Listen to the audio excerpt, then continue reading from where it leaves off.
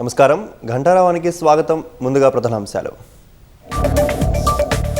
SLBC tunnel వద్ద air Born survey ప్రారంభించిన CM. భూగర్భంలో పరిస్థితిని అధ్యయనం చేయనున్న నిపుణులు.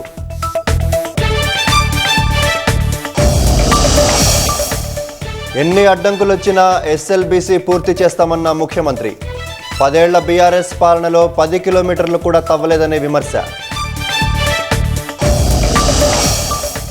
గత సర్కార్ 2000 కోట్లు కేటాయిస్తే సొరంగం పూర్తయ్యేదన్న ఉత్తమ్. కాళేశ్వరం కోసం మిగతా ప్రాజెక్టులను గాలికి వదిలేశారని ఆరోపణ. రంగారెడ్డి జిల్లా చేవెళ్ల బస్సు ప్రమాదంలో 19 మంది దుర్మరణం. శవ పరీక్షల అనంతరం కుటుంబీకులకు మృతదేహాల అప్పగింత.